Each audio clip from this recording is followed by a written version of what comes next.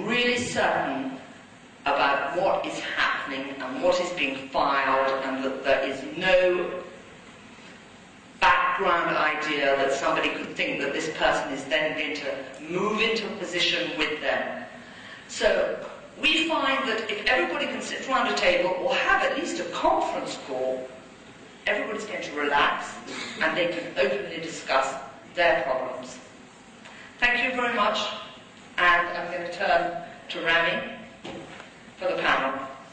Already, but wanted to do that. He was going to be here a little earlier, but had a conflict. Johnny Joseph works at Accenture as general manager in their immigration department. That's been since 2006, and for the 9 years prior to that, he worked as a manager with Wipro in their overseas operation and immigration. So again, another strong representative here from the local industry. We're glad he's here. And so, Rami, if you take that over.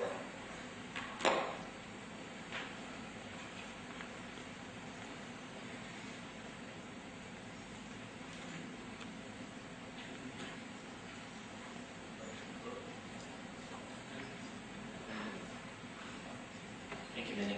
Minnie, since you turned it on for me, I have a question for you. How do you recommend installing or instituting a continuous education process within a company?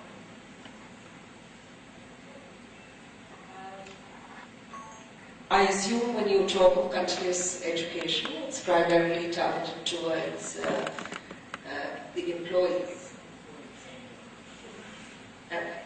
Because the way I look at things, I think education is required all around a corporation, because there are a lot of corporations that have moved on, and today where management realizes the importance of immigration and has invested a lot of effort and time and resources into developing this. But there are still a lot of companies that still need to do that. But leaving that aside, where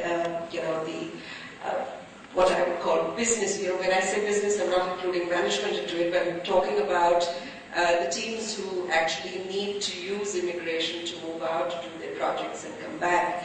And for that, we have, my experience has been that no one's really interested in written material, no one's interested in talks being given to them, awareness sessions, which we typically used to do at one period of time. What I have experienced that has helped is things like, weekly cartoon strips, which we kind of introduced in one of the organizations. We had, we covered bits and pieces of compliance needs, as well as immigration needs, as well as documentational needs, etc., etc. The entire gamut of it we covered in bits in weekly strips that we used to circulate through email, and those were very, very well accepted, and I think it helped tremendously in educating the public at large. Over and above that, just before they moved out, we used to project, we put together certain clips and films which help them understand the various nuances of moving to a new country, and I think that also helped tremendously. But I think what has helped over a period of time, when at Putney, for example, we've realized that there are certain countries which we definitely are targeting towards, and we have started, at least when I was there, we had started on this. I'm sure it would have gone ahead, but we had kind of, in advance, identified groups who would be moving into certain countries and started on educational programs for them well in advance, so that it wasn't a last-minute rush affair. Even accent neutralization, for example, is something which a lot of people don't think about, but it's important for communicating, for getting understood in the new countries, etc. So these are some of the things which I have implemented over a period, which I feel have helped in educating public at large. Excellent. So basically, consistency and just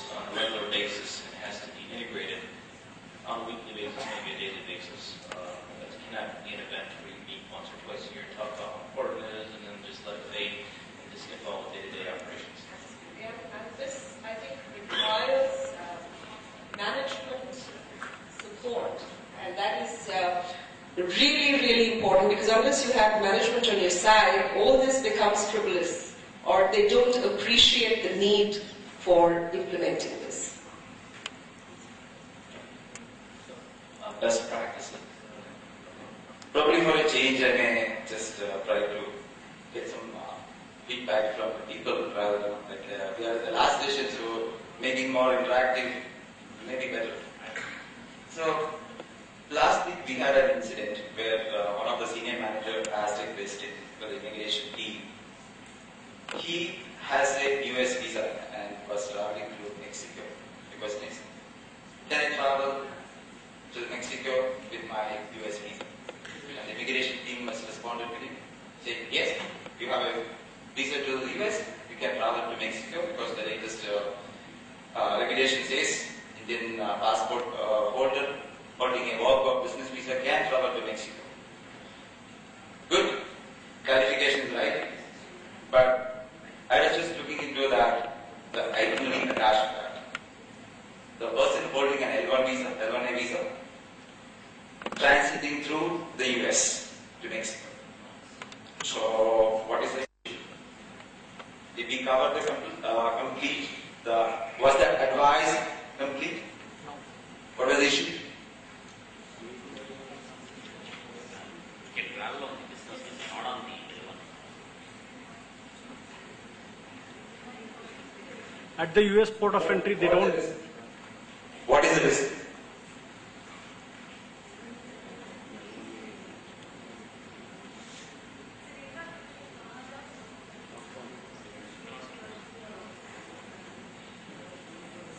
Person entering the US with an L1B visa. Transit visa. Yeah, there should be a transit visa. He cannot use his L1 to transit through US. So the advice was good, but it was never complete. There is a compliance risk there. The person would have been sent back.